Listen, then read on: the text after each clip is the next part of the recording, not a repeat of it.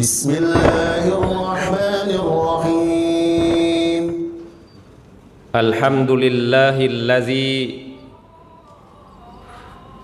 أنزل القرآن في شهر رمضان نزله من اللوح المحفوظ إلى سماء الدنيا ثم أنزله عن طريق جبريل عليه السلام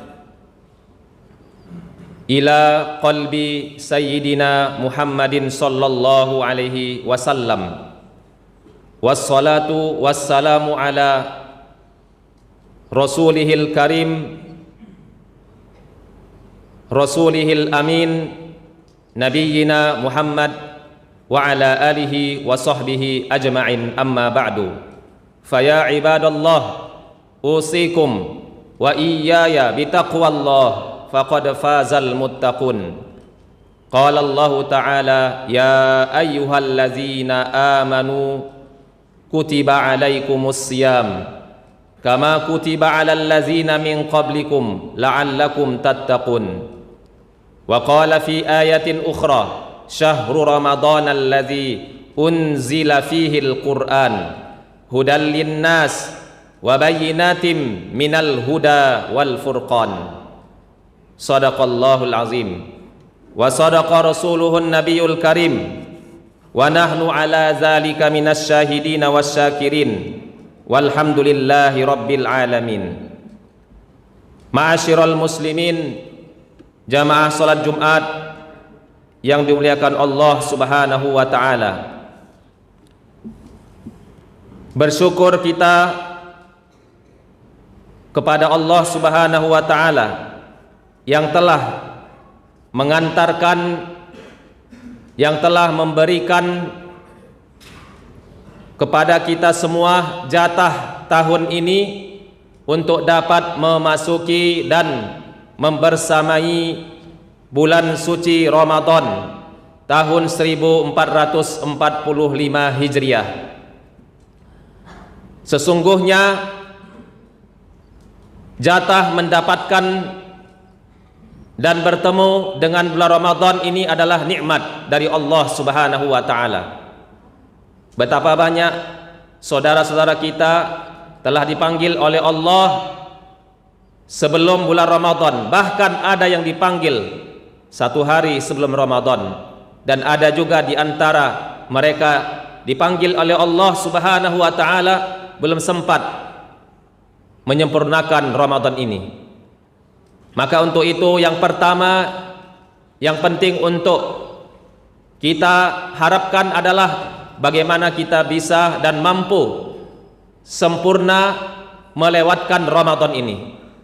Karena sesungguhnya barang siapa yang mampu melewatkan Ramadan ini sebagaimana yang disampaikan oleh Rasulullah sallallahu alaihi wasallam, imanan wahtisaba ghufira lahu ma taqaddama min zambih, maka Allah Subhanahu wa taala akan menghapuskan dosa-dosanya. Kapan lagi kita sebagai seorang hamba Allah meminta kepadanya di bulan yang baik, di hari yang baik, di kesempatan yang baik ini untuk meminta keampunan dari Allah Subhanahu wa taala. Karena di bulan yang lain tidak ada kesempatan seperti ini, tidak ada nikmat yang besar seperti ini, tidak ada hadiah dari Allah yang besar seperti ini diberikan kepada hamba-hambanya. Maka hanya kalimat syukurlah yang harus selalu kita ucapkan, kita rasakan dalam hidup kita ini selama kita berada di bulan Ramadan. Allahumma sallimna li Ramadan wa sallim Ramadana lana wa tasallamhu minna mutaqabbala. Sebagaimana doa para salafus salih, ya Allah, selamatkanlah untukku Ramadan ini, sampaikanlah terus, sempurnakanlah kepadaku Ramadan ini, dan sempurnakan Ramadanku untukku, wa tasallamhu minna mutaqabbala, dan berilah kepadaku Ramadan ini mendapatkan qabul darimu ya Allah. Maka untuk itu di dalam khutbah yang singkat ini, dari kemuliaan Ramadan yang patut kita pelajari, kita bahas, kita sampaikan kepada siapapun bahwa Allah Subhanahu wa taala telah memuliakan Ramadan dengan Al-Qur'an. Di dalam ayat yang berbicara tentang kewajiban berpuasa, kita lihat di sana ada ayat tentang Al-Qur'an. Jadi Allah Subhanahu wa taala tentunya ada tujuan, ada maksudnya kenapa Allah Subhanahu wa taala menyebutkan ayat turunnya Al-Qur'an itu dengan Ramadan. Maka di sini bisa kita tarik kesimpulan di dalam sejarahnya bahwa Allah Subhanahu wa taala pertama kali menurunkan Al-Qur'an dari Lauhul Mahfuz ke langit dunia. Disebut namanya Baitul Uzzah, yaitu terjadi satu kali pada bulan Ramadan dan di malam Lailatul Qadar. Selanjutnya dari langit dunia, dari Baitul Izzah kepada Nabi Muhammad sallallahu alaihi wasallam diturunkan oleh Allah Subhanahu wa taala lebih kurang 22 atau 23 tahun melalui malaikat Jibril langsung ke dada dan ke hati Nabi Muhammad sallallahu alaihi wasallam. Maka pantaslah Rasulullah sallallahu alaihi wasallam fala tansa, Rasulullah sallallahu alaihi wasallam tidak lupa. Allah Subhanahu wa taala sanuqri'uka fala tansa, sanuqri'uka fala tansa. Sesungguhnya Allah Subhanahu wa taala telah menurunkan Al-Qur'an, dibacakan langsung atau diwahyukan oleh Allah melalui malaikat Jibril, sanuqri'uka fala tansa. Jangan kita menganggap bahwa ini adalah seperti membaca surat kabar, tetapi ini adalah merupakan membaca yang beribadah ketika dibaca. Makanya Rasulullah sallallahu alaihi wasallam ketika diturunkan Al-Qur'anul Karim itu tidak mudah. Banyak kisah-kisah tentang bagaimana turunnya Al-Qur'an itu kepada diri Nabi Muhammad sallallahu alaihi wasallam. Kadang-kadang Nabi Muhammad SAW itu seperti orang yang bingung. Bingung bukan artinya tidak baik, tetapi karena untuk fokus ketika turunnya Al-Quran, ketika turunnya ayat-ayat Al-Quran. Pada saat itu Rasulullah seperti orang yang mendengarkan suara yang keras. Kemudian Rasulullah SAW diam dan seterusnya. Ini contoh bahwasanya Al-Quran itu adalah kalamullah. Quran itu bukan perkataan manusia. Kalamullah, dia adalah merupakan sifat Allah Subhanahu wa taala turun ke dunia ini. Sifat Allah adalah sifat yang mulia. Kalamullah adalah kalam yang mulia, suci dari segala kesalahan, suci daripada segala aib, suci daripada segala kejelekan.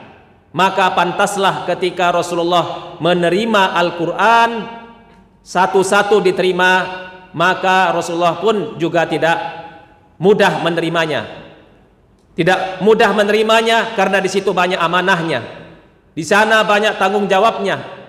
Dan inilah salah satu hikmah kenapa Al-Quran tidak diturunkan sekaligus kepada Nabi Muhammad SAW. Diturunkan berangsur-angsur, diturunkan secara bertahap untuk mengobati, untuk menjadi solusi terhadap problema umat baik yang dulu maupun hari ini, karena Al-Qur'anul Karim tetap relevan sampai hari kiamat.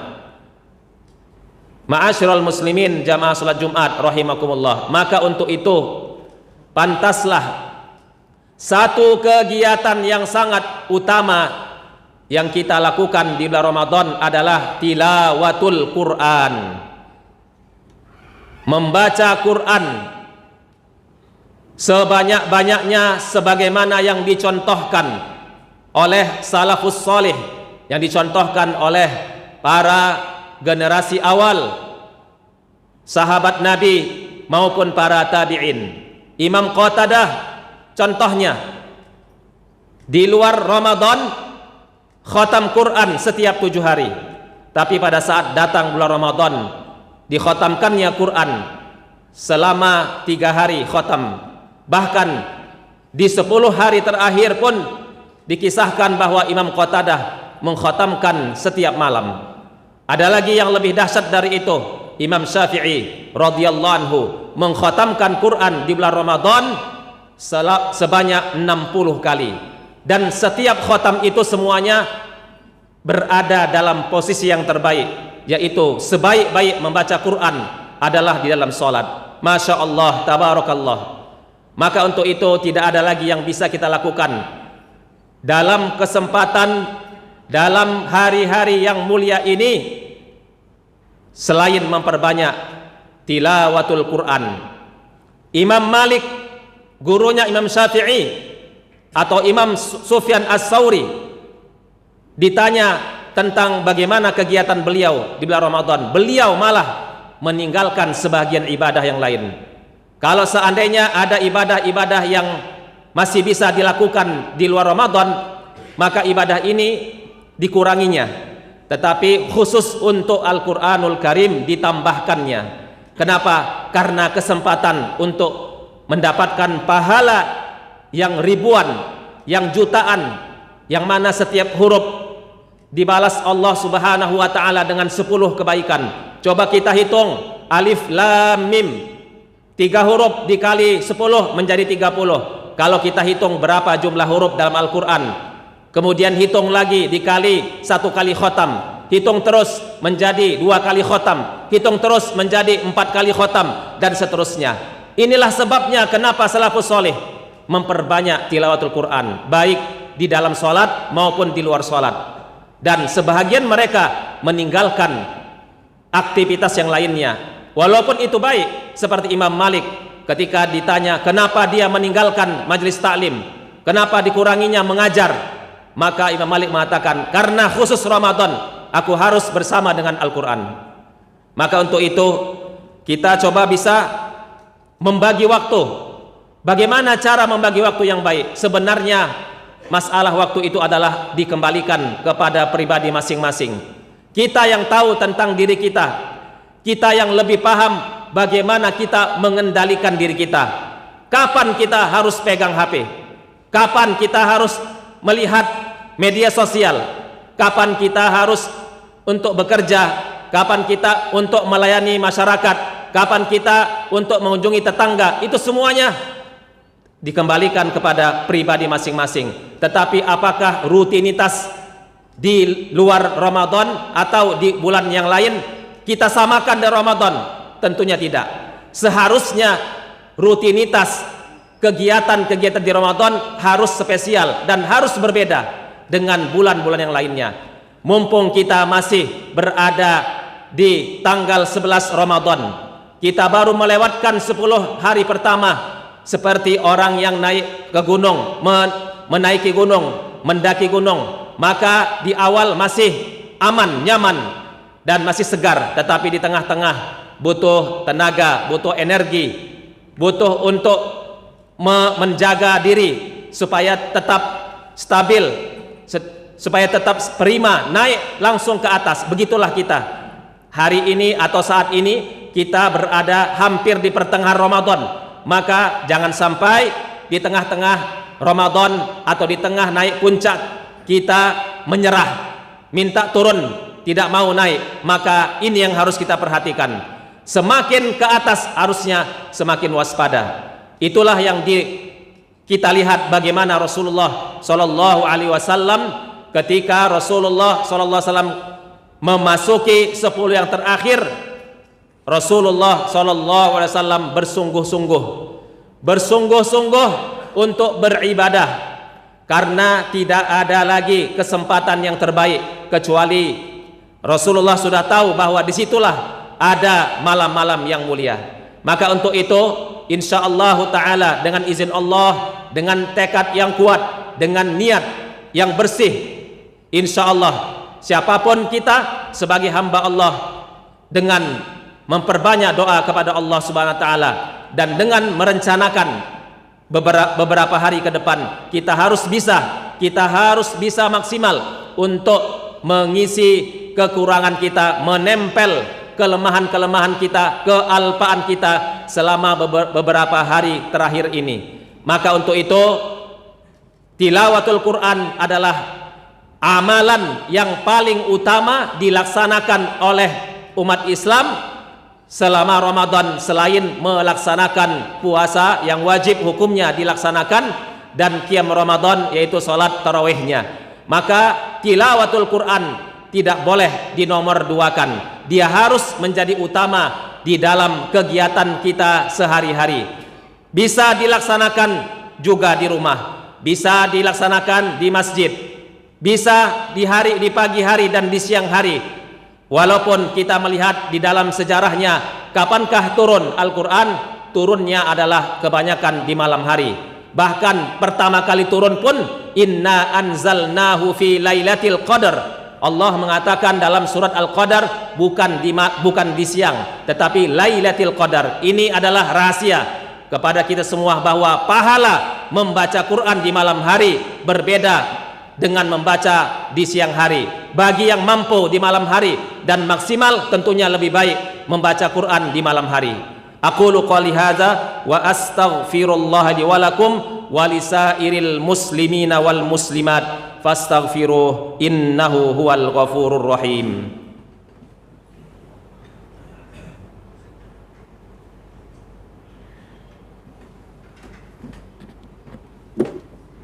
Innal hamdalillah nahmaduhu wa nasta'inuhu wa nastaghfiruh wa na'udzu billahi min syururi anfusina wa min sayyiati a'malina. May yahdihillahu fala mudhillalah wa may yudlil fala hadiyalah. Asyhadu an la ilaha illallah wahdahu la syarikalah wa asyhadu anna sayyidana wa nabiyyana Muhammadan abduhu wa rasuluh. Allahumma salli ala Muhammad wa ala ali Muhammad kama sallaita ala Ibrahim wa ala ali Ibrahim innaka Hamidum Majid. Ma'asyiral muslimin, jamaah salat Jumat rahimakumullah. Tentunya kita harus sadar bahwa Allah Subhanahu wa taala pada hakikatnya menjadikan siang dan malam itu ada hikmahnya. Wa ja'alnal laila libasa wa ja'alnan nahara ma'asha. Secara umum di siang hari manusia berusaha mencari nafkah dan seterusnya, tetapi di malam hari adalah wa ja'alnal laila libasa. Allah Subhanahu wa taala menyebutkan malam itu bagaikan penutup. Artinya apa? Artinya bahwa di malam hari Anda tidak usah berinteraksi dengan orang lain. Ditutup interaksi Anda dengan orang lain. Di luar Ramadan pun Nabi Muhammad seperti itu. Nabi Muhammad SAW cepat tidurnya. Di luar Ramadan Nabi Muhammad SAW ba'da Isya tidak ada lagi melayani umat. Sangat sedikit Nabi Muhammad kalau melayani umat. Ba'da Isya Nabi Muhammad langsung pulang ke rumahnya. Mungkin ada sedikit aktivitas yang sederhana, yang kecil, yang ringan, lalu tidur. Setelah itu Rasulullah bangunnya sangat cepat. Diperkirakan bangunnya bukan jam 2. Menurut para ulama bangunnya adalah jam 11 malam. Dari jam 11 malam sampai subuh pun Rasulullah jarang tidur dan terus melaksanakan qiyamul lail. Kenapa? Karena malam banyak rahasianya. Kita buktikan lagi pada saat Rasulullah Shallallahu Alaihi Wasallam Isra Mi'raj bukan siang hari, tetapi Isra Mi'raj adalah malam hari. Kemudian Al-Quran juga turun di malam hari. Bahkan disebutkan dalam hadis yang sahih dari Wasilah Ibnul Asqa, unzilat suhufi Ibrahimah awwala lailatin min Ramadan. Diturunkan suhuf lembaran Ibrahim Itu di awal bulan Ramadan, tanggal 1 Ramadan. Wa unzilat at-tauratu li sittin madat min Ramadan. Taurat juga turun di tanggal 6 malam Ramadan. Kemudian Injil li salasi asyrata madat min Ramadan. Injil turun di malam yang ke-13 Ramadan. Demikian juga Zabur turunnya kapan? Li samani asyara min Ramadan, yaitu turun Zabur di malam ke-18 Ramadan. Demikian juga kita sudah sepakat bahwa Ramadan adalah syahrul Quran. Innallaha wa malaikatahu yusalluna 'alan nabi ya ayyuhalladzina amanu sallu 'alaihi wa sallimu taslima. Allahumma salli 'ala sayidina Muhammad wa 'ala ali sayidina Muhammad kama shallaita 'ala sayidina Ibrahim wa 'ala ali sayidina Ibrahim fil alamina innaka Hamidum Majid. Wardallahumma 'anil khulafa'ir rasyidin Abi Bakar wa Umar wa Utsman wa Ali wa 'anis sahabati ajma'in wa 'anit tabi'in wa tabi'ihim bi ihsanin ila yaumiddin bi rahmatika ya arhamar rahimin. Allahumma ighfir lil muslimina wal muslimat wal mu'minina wal mu'minat al ahya'i minhum wal amwat innaka sami'un qaribum mujibud da'wat wa ya qadiyal hajat ya hayyu ya qayyum ya badi'as samawati wal ard. Allahumma inna nas'aluka bi anna lakal hamd la ilaha illa antal hannanul mannan badi'us samawati wal ard ya zal jalali wal ikram ya hayyu ya qayyum. Allahumma ja'alna min ahlil Qur'an. Allahumma ja'alna min ahlil Qur'an wa khassatihi. Allahumma ja'alna min ahlil Qur'ani wa khassatihi. Allahumma taqabbal minna siyamana wa qiyamana. Allahumma taqabbal minna siyamana wa qiyamana wa jami'a a'malina birahmatika ya arhamar rahimin. Allahumma ansur man nasarad din wa khzul man khazalal muslimin. Allahumma ansur ikhwanana al mujahidina fi Filastin. Allahumma ansurhum nasran aziza waftah lahum fatham mubina. Allahumma najjil mustad'afina minal mu'minin. Allahumma najjil mustad'afina minal mu'minin fi kulli makan wa fi Filastin birahmatika ya arhamar rahimin. Allahumma sallimna li Ramadan wa sallim Ramadana lana wa tasallamhu minna mutaqabbala. Rabbana atina fid dunya hasanah wa fil akhirati hasanah wa qina azaban nar. Ibadallah, innallaha ya'murukum bil adli wal ihsan wa ita'i dzil qurba wa yanha 'anil fahsya'i wal munkari wal baghi ya'izukum la'allakum tadhakkarun. Fadhkurullahal azim yadhkurkum was'aluhu min fadlihi yu'tikum wa la dzikrullahi akbar wallahu ya'lamu ma tasna'un.